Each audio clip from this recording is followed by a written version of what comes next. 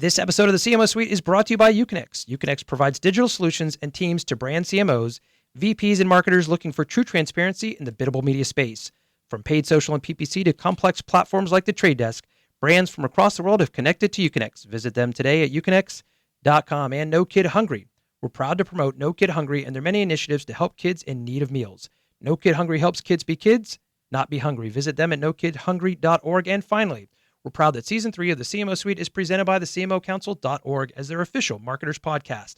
The Chief Marketing Officer Council is the only global network of executives specifically dedicated to high-level knowledge exchange, thought leadership, and personal relationship building among senior corporate marketing leaders and brand decision makers. The CMO Council's 15,000 plus members control more than $550 billion in aggregated annual marketing expenditures and run complex distributed marketing and sales operations worldwide. For more information on membership, visit thecmocouncil.org. Let's start the show. You're in the CMO Suite, the podcast for marketers who want to be in the know. Presented by Connectivity Holdings. I'm going to introduce my guest, Miss Dea Lawrence, the CMO for Variety. Please give her a round of applause. Dea, thank you so much for joining us up here today. I had the ability to be able to meet you last year, and we had you on the show. And so I'm going to ask a couple of questions that I know that we covered back then, but then I also want to ask you a little bit about some of the stuff that you guys are really working on right now. And I want to make sure one of the things that I focus on certainly is what you guys are doing out in the event space. So for those of you who've never met Dea, I think she's got a really interesting story. If you don't mind just at least briefly covering, how did you end up here in Los Angeles? Okay, well, very briefly, I used to be an actor. Surprising for somebody who's in LA, I'm sure, yeah, right? Exactly. Yes. Someone's an actor, a screenwriter, or I want to direct. So I was an actor. I toured with the Broadway show. I starred in 2 long-running off-Broadway shows, and I did regional theater and commercials and soap operas, and then I came out here, and I still an actor, and I had to get a job because it's not like New York. So I fell into working for a company that had databases on who does what in Hollywood. And from there, they built a website, and I learned all about the internet. And from there, they sold to a company named called iFilm, and I was still, guest starring and doing things. And then I eventually got pulled into the digital marketing space, and it became your passion, really, to some extent. It became my passion. Yeah. So how do you feel like marketing for a media company is different than marketing for a brand? Well, it's very different. And I think a question that people ask me a lot is, what does a CMO at Variety do? Because you think of CMOs sure. for, Burger King, not necessarily a B2B publication. So what I do at Variety is I develop the product in terms of new sales products. I figure out how we're going to take it to market. I help price it. And of course, I do all of the sales materials. I'm responsible for all the PR, all the marketing outreach. I developed our custom content studio that has done incredibly well. And I also oversee our live media business, which we produce over 70 events throughout the year. So it really is a sales function to some extent. Oh, absolutely. So yeah. My background is I used to run sales teams, and so I'm taking that knowledge along with what I've done in marketing, and figure out how do we keep this 115-year-old brand very young. And so as you're trying to figure out again the dynamic of how do you keep a 150-year-old brand young, sometimes you have these legacy brands, but you have to keep them current. And so how have you guys done that? How have you navigated your way through that to some extent? Well, I mean, it was quite a process. Variety went through some very difficult times, as many publishing companies did, and this is my second time at Variety. I left. You've been there before, yep. Yeah, I've been there before. I left in 2008. So they went through this very difficult time period from like 2008 to really the beginning of 2013, and most thankfully, Jay Penske came in and saved Variety. Restructured the whole company. So what we've had to do is really focus. Our print is up, by the way, which is miraculous. Yeah. Not too many publications can say that. We had to develop a whole social strategy. I mean, they had hardly any followers, and that we really had to really think about video and social, mobile video, all the trends and how are we going to apply that. And what kind of content are we going to create that's going to appeal to a younger audience? Because people thought of Variety as being very old, including our slanguage, which I personally loved our slanguage. We got rid of all of that. We have to think about search engine optimization and all these other things that when we had a daily paper, we could do these fun headlines. We switched to a weekly magazine. and started this events business. And what can we do to appeal to young people? So we have the Power of Young Hollywood. We work with influencers. So not unlike many other brands, and many of you that are out there that are all trying to figure out how do you keep a product young and fresh. Right. And the only way it seems like to be able to do that again is to utilize different technologies to be able to do just that. Right. Because the way that consumers consume today is completely different. We were talking a little bit before. My kids, they don't even really know what cable actually is. They don't watch anything on cable. They barely sit through commercials. And so to some extent, you guys are also, in some ways, like many other brands, sales is an element of what you do. You have to watch sales just like everything else. It's a key element. That's the whole driver. It is. How much are we bringing in? And also the business, we have to think about it sort of, we have the very, the business side of the business where we do a lot of breakfasts and things that appeal, conversations with thought leaders. We have a summits business. And then we also have the part of the business that's all celebrity driven and that is more consumer facing, because even though we are a trade, we have 22 million unique users on Variety.com. So and the fact that you're so different dynamically to those different groups, are you able to sometimes utilize that social nature, especially with some of the celebrity things that you guys do, to be able to help empower the other parts of the business to some extent? It's a huge piece. Yeah, go ahead. And also, who is doing the social? We have a wonderful person who her voice is so unique, and since we hired her, it's really helped us a lot. Yeah. What do you think is one of the most important and perhaps even painful lessons this industry's taught you along the way, Dea? I've had so many painful lessons in this industry. A lot of painful ones when I was an actor. I think that you can't. I mean, the industry is changing now, so I think the harshness of it in terms of personal interaction. I think I don't know if I talked about this last time I was here, but it can be a brutal industry because you're only as good as your recent project. If you don't, I have heard the worst things about just celebrities when someone mentions a celebrity, because we have to honor people, we put people on covers, and I'm not saying we say these things, but like if you mention, oh, what about so-and-so, so-and-so, like, are you kidding me? We would never have so-and-so, so-and-so. Yeah. I'm like, but she has an Oscar. It's like, that was a long time ago. You're only as good as you are working right now. And so do you have advice for that? Do you have advice for people who feel like, gosh, if I'm only as good as the last project I've worked on, how do I continue to make sure that I stay relevant in this industry that is changing so fast? How do you do that? That's a showbiz saying. You're only as good as the... Sure. So how do you stay relevant? Well, you got to keep reinventing yourself. I think that's... the key to it. Yeah, that's how Madonna stayed relevant. Old reference, I know, but sure. That's how she stayed relevant.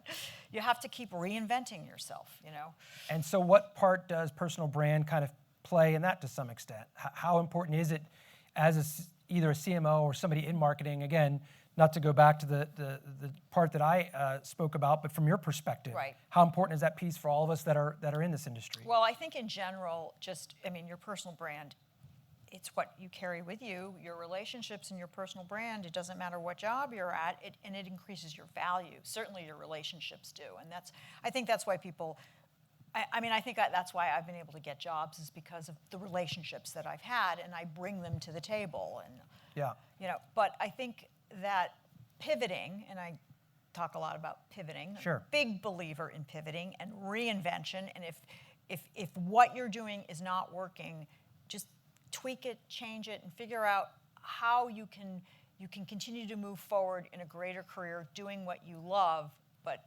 possibly doing it differently. Like, I think changing jobs is a good thing. I'm a big believer in changing jobs.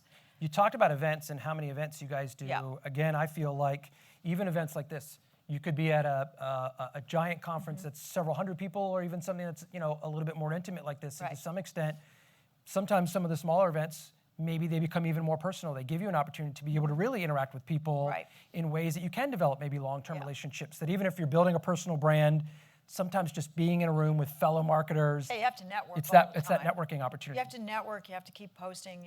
And when you were saying this, I thought, oh, we did 3 events this week. I haven't had time to post. But we do produce 70 events. I'm going to talk about variety for a Please, little bit. go ahead. Okay. There's no conflict there. We produce 70 events, which I don't think people quite realize. We have a very robust summits business, which is all of our thought leadership, and then we have a whole other section of events that are all celebrity driven. And one of the ways that we personally have been able to be successful is that we've changed our strategy. We moved from, we used to have we used to think, okay, well, let's plan out the year and we'll do the Power of Women, we'll do a women's summit, we'll do something, we'll do a party at Comic-Con, we'll do this, we'll do that, and then go out and sell it.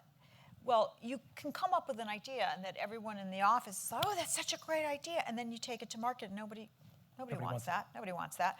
So we shifted to going to our key advertisers and saying, what do you want? What do you need? And what Variety brings to the table are our relationships. I mean, we can open doors. We can get the right people in the room. And so we've gone through now producing the custom event. So we can do large custom events, like we do one for PwC. We do Silicon Valley Wood, which is a summit just for them. We can do private dinners for Armani and Chanel and YSL, and we do a lot with celebrities. We bring in cast dinners at the film festivals. Yeah. Or we can do something, maybe you want to do a more intimate thought leadership where we do a couple of panels and we have a breakfast and we can do things like that. So again, sometimes that personal level just makes yeah. makes it very valuable. Yeah. What are some simple ways that you feel like C-level marketers can start that process of personal branding if they just haven't done it? Are there any other tips that you feel like are important that are out there? Well, you first have to know who you are. Yeah. I always say know thyself is really important. Like, who are you? What is the image that you want to project? And how are you going to do that? And who is your audience? Who are you trying to reach? In LA, you talked about the fact that, whatever your last project was is kind of who defines you sometimes. But I do feel like that social nature, especially something like Instagram, maybe even more so that than Facebook, it does allow you to sometimes build a personal relationship with other marketers out there where you're not just looking for, can they help me make another step? You are looking to sometimes just build a personal relationship with somebody that might be somebody you might do business with at some point, but it could just be a person who becomes a peer for you. It could be somebody who's there to be able to expose you to new things that are out there in the marketplace. And so are you finding for yourself personally you're able to utilize or pivot back and forth between those two a little bit to some extent?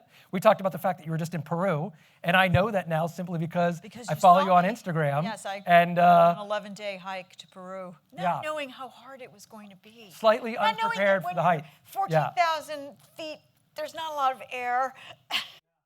It's hard to breathe while you're climbing, but yeah.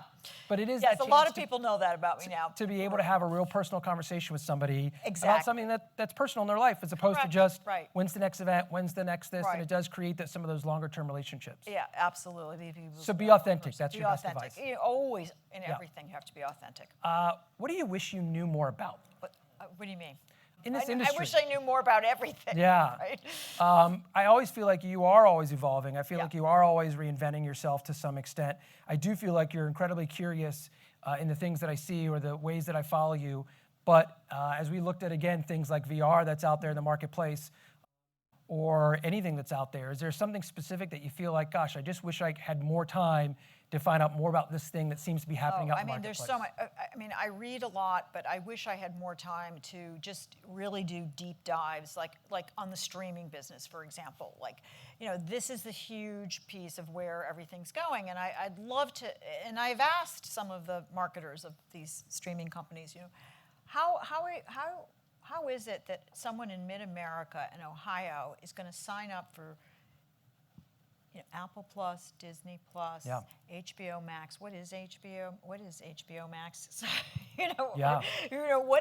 How are they going to sign up for all these? And what is that business? How is that business going to sustain? And where is this going to go? What is the next step? You do in think terms about of that.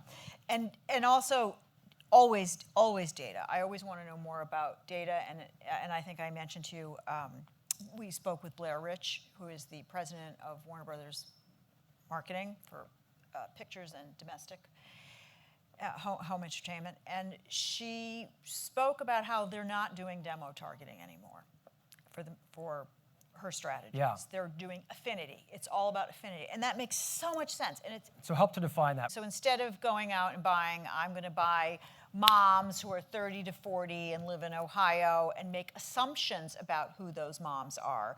You're actually going to look at what their likes and what their interests are and target them to that. So, she gave the example that people might look at her and make certain assumptions because she has a couple of kids and she lives in California, but she loves Lizzo. So no one would think that she loves Lizzo, and that you want to start. Who's a great music artist, by the way. So she was talking about Hustlers. Fantastic.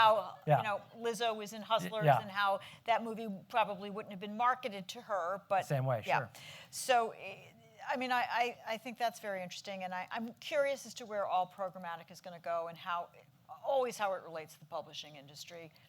But I always want to know what's the next step in technology, because that's what I used to sell. I used to sell platforms. And you talked about affinity, and so again, if we can spend just a few more minutes on that, it is a potential shift. And when you look at a company that's that large, that spends as much money as they do, for them to be talking about an absolute shift in how they target consumers, more wrapped around the actual affinity piece and less wrapped around this is Mike Mechanic and this is how we should buy him. Of buying. Many people are still doing it that way. And so again, that may be something for all of us. Whether you have media as a key component of what you're doing, all of us be thinking about that to some extent. How do we strip out again some of those numbers that we talk about all the time, and how do we not just put people in a specific box and try to buy to them in some ways? Right. None of us really want to be sold to, right? We all want to, we don't mind sometimes being pushed ads about things that we are interested in. Oh, no, I love being pushed out. I like that these technologies know more about me than I know about me, because it makes my life easier if I see a product that's coming by and I'm like, oh, that's useful, I'll buy that. And I know there's a controversy around this. It is weird to get pushed an ad about something I was just know, talking to a people friend feel about that when I wasn't on social media, but yes. It is weird that, your television could be listening to you. But and so to some extent, that's really how digital's changed everything. Would you agree? Yeah. It's just changed how we all interact with each other, and how brands really need to interact with people to that extent as well. A couple of final questions for you, if you don't mind. And again, thank you for joining us this afternoon. What is one time that your instincts were wrong? Was there a time in your life where you felt like, I just thought it was going to be this way and it wasn't, and that was okay? It's a fair question. in terms of marketing? Yeah.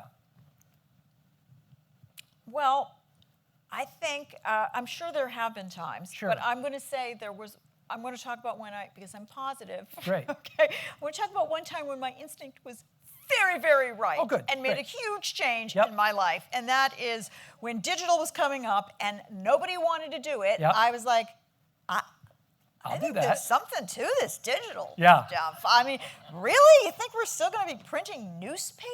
I don't know about. I think Yeah. I'm going to go over here. And I think that really. I mean, that was It was everything. It was, and I'm very fortunate that I was one of the early adapters to that, and that was like, I'm in. And so again, we talked about that a Yeah. little bit earlier, just the fact that sometimes what you are today doesn't define what you're going to be tomorrow. Oh, absolutely. And always try to be Yeah. on the curve where you can. Right, and be flexible. Yeah. Always be flexible. Don't be rigid. Yeah. Don't be basic. Don't be basic. Don't be basic. All right, so one of my last questions for you. If you weren't doing this, what do you think you'd want to do? Well, I think I'd like to produce. I think I'd like to produce Broadway. They're probably one of the most risky things to do. I'd like to go back to the theater and produce. And last question, who do you think has inspired you to be the marketer that you are? Well, I like Martha Stewart. Another Really? Another very controversial. Yeah. I did a commercial with Martha Stewart, and I just loved her. Yeah. I thought, oh my God, no wonder she's so successful. She's charismatic, and she's driven, and she's smart, and I know she went to prison. But I think she's been, tremendous. I think she's been a tremendous force. And maybe a great way to even just, as we wrap this, is the fact that you look at somebody like Martha Stewart. Again, think about just that. Here's somebody who is incredibly famous, worldly famous, and sometimes, especially here in Los Angeles, we build these people up just to sometimes see them get torn down. And here's somebody who went through it in the real world of it and had to live it out in all of the world and all of that public, and was able to come back from it, not only reinvent herself, Right. but to stand tall And so not only was she able to do commercials or things like that, I just watched her the other night. She was on a show with Snoop Dogg, and she was out there with, with all of these other music artists and just being real and authentic to some extent, and just saying, I just want to be part of whatever this is and keep going. So she does keep going. With that, we thank you so much for coming out and joining us, and thank you guys all for sitting through an episode of the CMO Suite. Thank you. Thanks for hanging out in the CMO Suite, the podcast for marketers who want to be in the know, presented by Connectivity Holdings. You're a C-level manager. You shouldn't have to know the difference between behavioral or contextual targeting, but your agency should. Uconnect provides brands and biddable teams direct access to platforms like The Trade Desk, Google, Amazon, Facebook, OTT, and more. Their US-based traders can train your in-house team or provide complete transparency with no minimums and CPM-based service pricing for true transparency. Something Mighty Hive, The Trade Desk, and Centro simply don't offer. Tired of being the smartest one in the room? Reach out to Uconnect today for a free demo. Uconnect, the world's leader in true transparent biddable media.